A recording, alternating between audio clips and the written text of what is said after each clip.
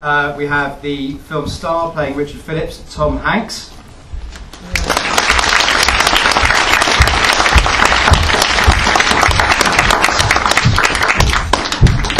Welcome. Thank you. And secondly, we have the director of Captain Phillips, Paul Greengrass.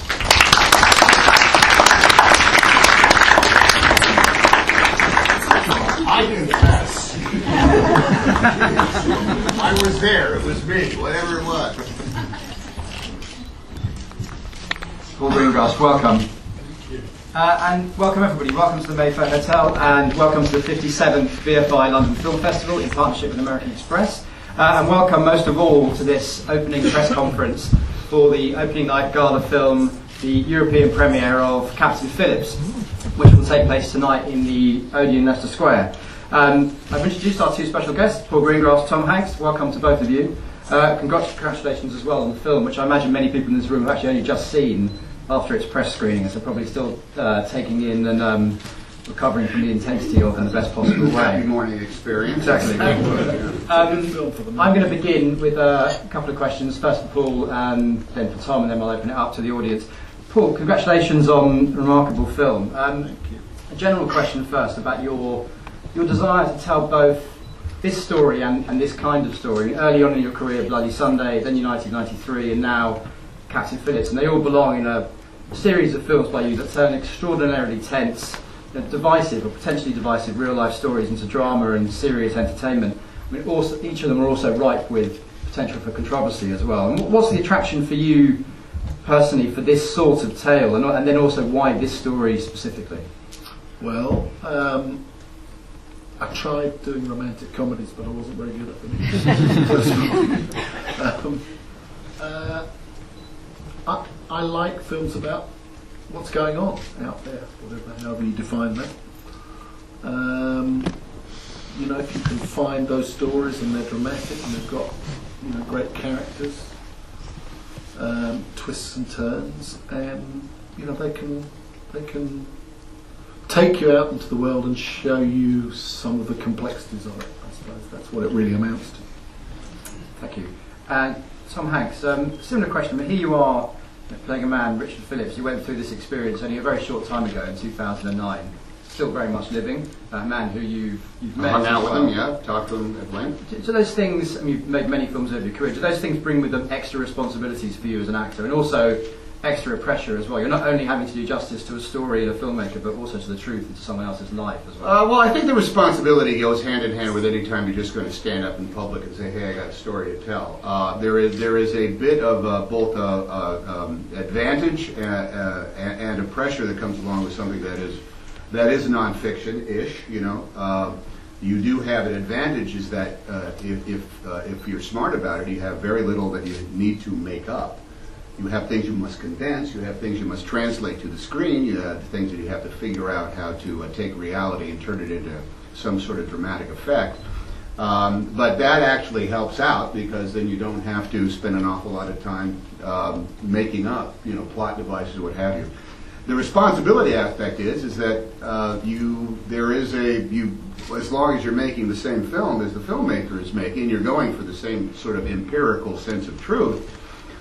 You have to hew as closely to the truth as possible. It's not a documentary, of course, and even in the first meetings I had with Rich, I said, "Look, I'm going to say things you never said, and I'm going to do things you did not do. But based on that, let's get as close to the DNA of the authenticity as possible." But that's a trade-off just for any other pressures and responsibilities you have making a movie that's completely made up. Thank you. So we're going to start taking questions. I'm going to set two up so we can get the microphone moving around. There's a question there, and there's a question there, and then third one as well, just for efficiency's sake, there's a question there. Okay, please. Hello. Yeah, I've got it. But hello. Mark Brown from The Guardian.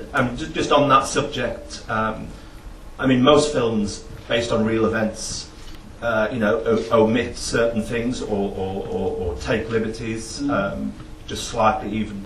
I mean, what were the omissions that you made, or if there were any? I mean, somebody was telling me the pirates were even more brutal in the book. Well, let me answer it first of all in generalities. I think that making films based on true stories, there's a sort of spectrum of where movies operate. From, on the one hand, being on the faithful, faithful to the sort of historical record on the one hand, and then across the way to sort of taking wide liberties. And I don't make judgments. It's where you're most comfortable. Obviously, given my background, I'm going to be more comfortable being on that side of the street. That said, you've got the problem, say in this case specifically, of boiling down a very complicated story down into 2 hours. But we didn't sort of create characters in that sense. That's a thing, if you want to sort of distinguish what are the things that really put you on one side or the other of the street. I mean, unless you want me to go line by line through the film, which I absolutely can do, by the way. Because you're making 1,000 decisions about where to condense, how to turn corners. But I'm giving you some sort of for instances. We haven't created characters that didn't exist. We haven't created great sways of story that didn't exist. The sorts of things we've omitted. I mean, I'll give you for instance. When, and this is just one example, when the 4 pirates got on the ship, that was at about, roughly speaking, 7 or 8 o'clock in the morning. When Phillips was put in the lifeboat, that was roughly speaking 5 or 6 o'clock in the afternoon. So you've got an 8 or 9 hour period, which in the film is probably 15 minutes, During that time, all the members of the crew are sort of acting in concert, and several different individuals, particularly Mike Perry, the engineer, and Shane Murphy, are moving around the ship in quite complicated ways. There's also various movements from the bridge, because Phillips and the guys on the bridge are held hostage, but the pirates are making various moves with them and moving around the ship. You've got to distill that in a way that's fair. What I wanted to do was to show that the crew were as much a part of the story at that stage as was Phillips, and reflect that. That felt to me an important point to make.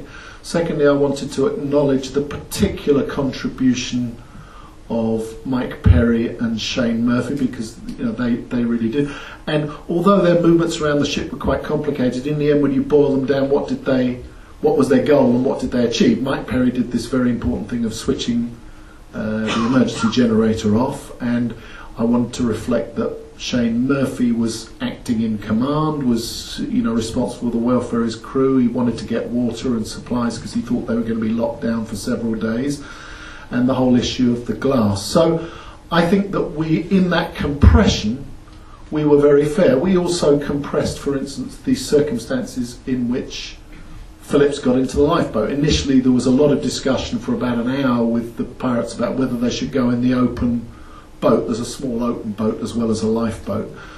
When it turned out the mechanical arm didn't work, so they then moved to the lifeboat. There's a piece that I omitted because it's irrelevant, really, because what happened and what was really important was that Phillips got into the lifeboat in order to ensure that they left the ship. That was the really material point, and at that point he was double-crossed. So we omitted some of the sort of shoe leather of that particular case. Did it materially affect the storytelling, the veracity of it? No, I don't believe it did. So there's 2 examples of the sorts of corners and compressions that you have to make. But I could give you a list of others. But in essence, we spent a lot of time researching this, speaking to all members of the crew, all the first responders, etc., etc. And I'm very comfortable about this as a fair and accurate account of this event, and I would stand by the methodology that I used, same as United 93, same as Bloody Sunday, or any other film for that matter, from my point of view. If that answers your question. Thank you. Yes, please. Hello, My name is Juliette. I work for a Belgian magazine called Moustique. I have a very quick question for Paul Greengrass. Would be, why did you choose Tom Hanks? And for Tom Hanks, I would just ask, how did you manage this incredible emotional final breakdown scene, and how was it important for you, this scene in the script? Well, that's a secret. I'm not going to give that up. When you go to a press conference where the people who run Coca-Cola ask them for that secret formula, I'm sure you'll hand it over to you without a doubt. I like to consider myself some brand of a creative artist and a professional, and my job is to be able to get there when the moment comes on the day. And I'll answer for Paul. I was sort of attached to this screenplay by way of the studio route. Before, I don't know. He chose me. Well, no, I said I'm in, and then they said, okay, well, we're looking in order for the directors, and when they came around to, how about Paul Greengrass? And I said, well, that will just be fine and dandy. Thank you. There's a question here. Let's set up two more. There's a question there and a question up at the back. Thank you. Hi, I'm Daniel Parker, and I'm from Vox Radio. I just wanted to ask about the festival itself, if I may. Obviously, it's in its 57th year, and I just wanted to know from you both, what do you think it is about the festival that makes it so special, and how does it feel having your film open the festival? Paul first? Yeah, good. Yeah, sure. Well, it's obviously, from my point of view, as I live here, it's a great honour and a privilege. I love the festival. I think it's an important festival. I think it's growing in importance. I think we tend to underestimate its importance. Unlike other festivals, for instance, what I think is very, very good about the London Festival, it takes place in a city where a lot of movies are made. And that distinguishes it, I think, in a very powerful way. And I don't see that said often enough. We talk about some of the other wonderful festivals, around the world and elsewhere in Europe. But what distinguishes this festival is it's a major international festival in a major international filmmaking centre and a major domestic filmmaking centre. So that gives it a particular vibrancy, I think. It may put other film festivals out of business. Venice may crumble, Brazil might go away, Toronto will become an asterisk. They're really throwing down the gauntlet here in this one. Yeah. You got it. Thank you. There's a question in the middle there, then I'm going out to the back, and then I'll come here. Thanks. Hi, my name is Dagmara, I'm from Poland. And I have a question about the actors who are playing the Somali pirates. How did you find them, and are they real actors, or you just found the characters who have the energy to play them? And the other thing would be, what were the biggest challenges for both of you in this film? Yeah, please. Well, it was very important to me that we cast Somali actors to play those parts. That felt to me an absolutely fundamental part of authenticity, going back to that first question. But obviously there's no Somali acting community in Los Angeles or New York or Chicago or whatever, so we went to Minneapolis, which is the largest Somali community in the US, and we also cast a lot of the smaller parts, Somali parts. For instance, in the other skiff, the guys on the mothership, and in the village, they were all from the UK. The four main parts came from the US, and we held large open castings, fantastically creative community filled with musicians and actors and filmmakers. It just hasn't had a chance in the mainstream. So what I thought would be a difficult process actually turned out to be an abundance of rich talent, and those four young men, I think, did a wonderful job. I think the challenges were, in order to number one, discover and establish the procedure of the two very specific worlds we're in, which is prior to the pirates' arrival and then after the pirates' arrival. There are procedures. There are things that happened that are documented by not only by Rich's book, but also by reports and news events and what have you. But there is an internal procedure that has to be arrived at. We were lucky that we were shooting on literally the sister ship or a sister ship of the Maersk Alabama, the Maersk Alexander, and a crew.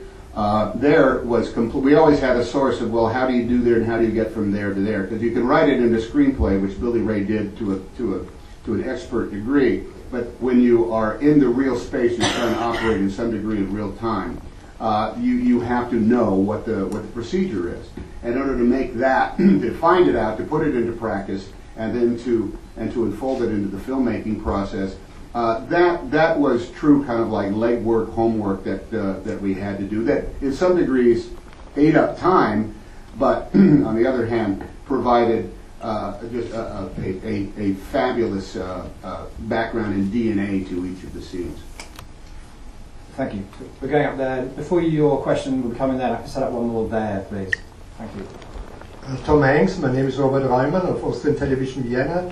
I'd like to ask you, what kind of impression have you got when you get to know the real Captain Phillips? Did he impress you? Did he surprise you? And doesn't it make it harder for you? Usually you give the face to fictional characters, and then you know the person. So what were You know, it's not the most realistic of moments to walk into somebody's house and say hi. Yeah, the Forrest guy. Yeah, that's me. And I will now be playing you in a film, whether you like it or not. It's an interesting dilemma that you have. But Rich had been through quite the sort of like celebrity exposure maw. Right after this happened, he was ferried around the town. He gave a lot of interviews. He had spoken to the media a lot. So he understood the oddity of it all and accepted it completely. He's also, when he's not at sea, he's a very, I would say, happy guy. He's very well adjusted. He's funny. He's kind of goofy. When I first met him, he was only wearing socks and he was watching a basketball game from a Barca lounger, lounge chair, and we sat and watched the game for a while. Then we started talking about just generally how he became a captain of such a ship as the Alabama, and from then on. Which was, he got it completely, what we were going to set out to do.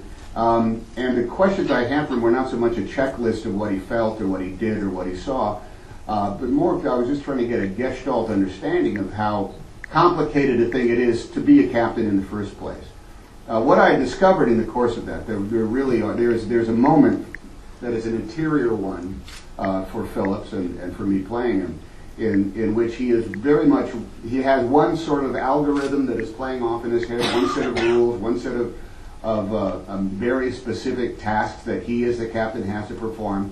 And as soon as he saw those skiffs on the horizon with armed men in them, he had to wipe that board clean and come up with a completely different mental and physical formula in order to see to its end. And I would not necessarily have gotten that unless I had talked to him and also to Andrea, his wife, that said that Rich at home is one of the greatest easygoing guys in the world, and Rich at work is one of the most unpleasant human beings you could ever come across.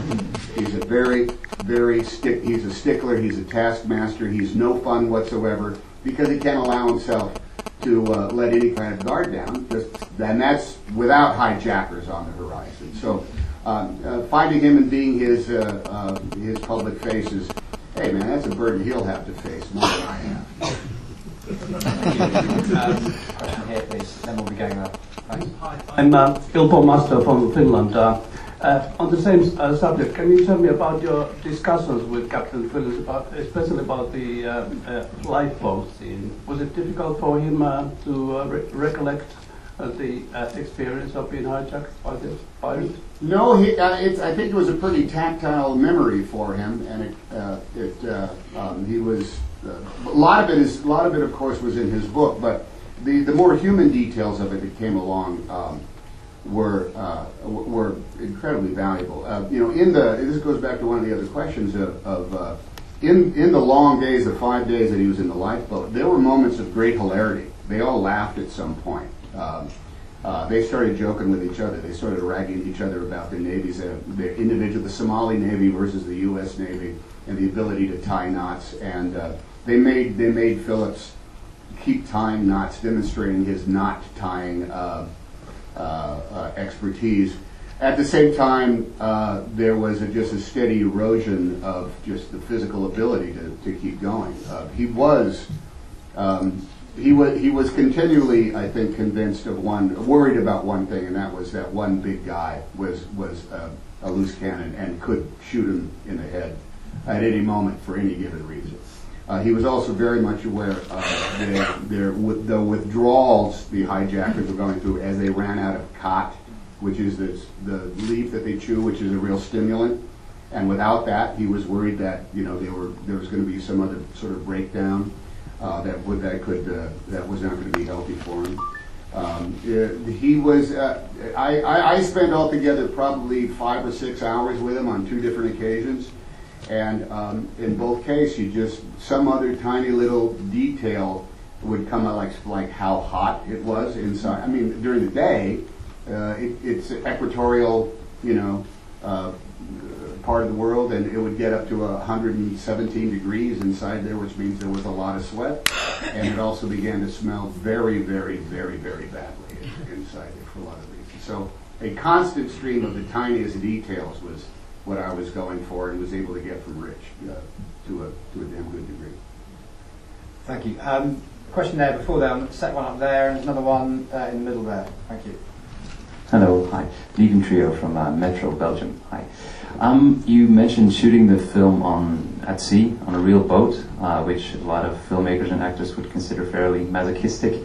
Could you tell me about your worst experiences? Like, how difficult was it sometimes, your most difficult experience for Mr. Hanks and Mr. Greengrass? Well, it was pretty difficult. I remember the worst actually was the lifeboat. We did scenes on stage on a gimbal, but we started on the ocean, and that thing was a truly horrendous experience because you're low. It's very small. You're low down. You're crammed in there. The first day we started shooting, Tom was in there with the 4 guys playing the pirates, and Barry Ackroyd, the DOP, the focus puller, and Chris Carreras, my AD, and I was in a small camera boat next door with a walkie-talkie. And we started the scene, and it sort of was going okay, but I was kind of anxious to drive on, and I spoke to Chris. I said, "Well, what's going on?" He said, "Focus puller doesn't look so good." I said, "I don't care, just shoot, will you?" He said, "Focus puller's just thrown up all over top." "I don't care, shoot on." "Now Barry's thrown up too." So that gives you a little insight into what it's like. In Malta, before we started shooting, I said, can I just go out in that lifeboat to see what it's like? And it's a very slow vessel, so there in Valletta we climbed in, and it took about 40 minutes to get out beyond the breakwater, out beyond the jetty and out into the open ocean. I needed about 3 minutes out in that open ocean. So, okay, all right, I got it. You can turn this around now. I said, this is going to be a particularly authentic hell on earth. That one day was. But when we were on the gimbal on the stage, which was just out at Longcross, a gimbal, it's a hydraulic thing that they operate. It's like a amusement park ride, and it does rock and roll and pitch and yaw and do all that. But it doesn't drop like the sea does. It doesn't have that swell action, and that's where that's the bane of all focus pullers and DPs. That's what makes them throw up on the guy in seat 15. Thank you. Question there. My name's Garth Pierce, and I work for anyone who pays me. Welcome to the new media. You announced on David Letterman very bravely you have diabetes type 2. Type 2 diabetes. Yeah. You've known that from the age of 36. You have. Well, I was fighting high blood sugars with a bunch of people. Now, in that interim 21 years, you've had parts you've put on weight for, you've taken off weight. First of all, did you know the risk? Secondly, is this a warning to actors like Russell Crowe, who does the same thing? And thirdly, you also said on Letterman, well, something's going to kill you. I'd like you to talk about the ageing process now. You're 57, you look damn good for it. What your attitude to age? So 3 questions there. 1, how did you deal with the risk? You knew the risk of going fat and thin. Secondly, how about the likes of Russell Crowe? Has he got a good chance of survival? You're trying to time me into a quote on Russell Crowe. Thirdly, on the aging Man, process. you know it's good. Anybody else want to work the No, there? I'm sorry. Miley Cyrus. What do you want me to talk about? Benedict Cumberbatch? You want me to Yes, I do apologise for putting the tone right down. I don't think I didn't blaze any territory by saying something's going to kill me. I think we can all at some point admit that something's going to take us down at some point. I don't think it's going to be type 2 diabetes. I think it'll be something else. The gaining and the losing of weight may have had something to do with this because you eat so much bad food and you don't get any exercise when you're heavy. But I think I think I was genetically inclined to get it. And I think it actually goes back to a lifestyle that I've been leading ever since I was probably 7 years old as opposed to 36. But, you know, everybody's going to have some degree of health problems. And as we get older, I think we got to maintain. I mean, I'm pretty good on cholesterol. I'm pretty good on a lot of other stuff that goes on. It just so happens that my body type and my lifestyle gives me a preclusion for high blood sugars. I know what to do. I know what I have to. I have access to good doctors. I can eat good food, and after that, it's all up to the individual. And I refuse to tell any of those other celebrities what to do, even though that's what you want me to do. Miley Cyrus? Miley Cyrus, I think she'll be fine. Question there and a question there, please. 5 more minutes. So for this one, and probably the third one, that would be it. Thank you. Oh, sorry, there. Tom, Tim Masters from BBC News. Just staying with the type 2 diabetes subject. Sorry. On a serious note. It's great to be at the London Film Festival. Well, on a serious note, how are you feeling now? And how do you think this will affect career choices in the future? This diabetes? No. This is just life. I mean, this is all what it is. It's not. I mean, look. I need to do certain physical things, and I've talked to a number of actors who have gained weight for roles, and just out of the sheer physical toll on one's knees and shoulders, no one wants to do it again. I think that's more or less a young man's game. I'm 57, and I don't think I'm going to take on any job, or I don't think I'm ever going to go on vacation again and see to it that I can gain 30 pounds. But I feel, it's not type 1 diabetes that you cannot avoid, you're just sort of born with and you have to take insulin. It's not that. It's eating right, getting exercise, and taking the right kind of medicines, and I feel just fine. Let's just see a quick show of hands. Anybody know that they have high blood sugars? Anybody? There's one. Anybody else? A couple in the back. So there you go. It's part of life, and I'm just fine. Thank you. And we've probably covered that one now. So there you go. Hey Dave, how's your blood sugar? I think you should have a check. Microphone there. Hello, my name is May, and I'm from Brazil. I just wanted to check some info I heard of. Did it have any hidden cameras on the set, or I was told that there were some hidden cameras. Well, there's some right here. She's got an iPhone. He's got an iPad. Somebody over there has one of those Galaxy things. Those are sort of hidden cameras. I don't think we had any hidden cameras. I mean, they hopefully they got forgotten about. That's a sort of slightly different thing. You want the way that the shooting takes place, the environment, certainly I do anyway, to take place in a way that the actors are entirely free and able to play in as uninhibited a manner as they possibly can, and then it's the job of Barry and myself to observe that that performance as unobtrusively as you possibly can. So I think I just needed to check this. Yeah, no, they weren't hidden. They weren't not declared. Unless, of course, you have some very scandalous photographs. Footage. We're going to move on. This will be our final question. There's a question in the middle there, please. Thanks. Hi there, it's Payman from Manito TV. Last year in the same festival there was another Danish film called Hijacking, was about the same, and I think your film was about in the pre-production, post-production or during production when the film was actually released here. That film was mainly concentrated on the characters, tension, and the tension between the characters, mainly the action, but your film, like especially when the military get involved, got really action in a sense. And I was hoping to see more tension between the characters, especially there's a lawsuit going on in the United States at the moment, and the crew actually suing the real Captain Phillips. And so I was hoping to see maybe more about that in the film, which the military part took over the character developments in a sense. Although you are a very good action director, especially you do a very perfect job with foreign films, but I just want to know that don't you think you just, instead of making making a film about a true event, you just made a promotional film for US Navy? There you go. That's 3 questions. Say this about Russell Crowe. A promotional film. Oh, listen, let me take them in a row. Tobias's film I haven't seen, but I'm looking forward to seeing it. It was just happenstance that he and I sort of started looking at the same subject matter. I really admire him as a filmmaker. You know, I can't. I'm looking forward to seeing it. I haven't seen it yet.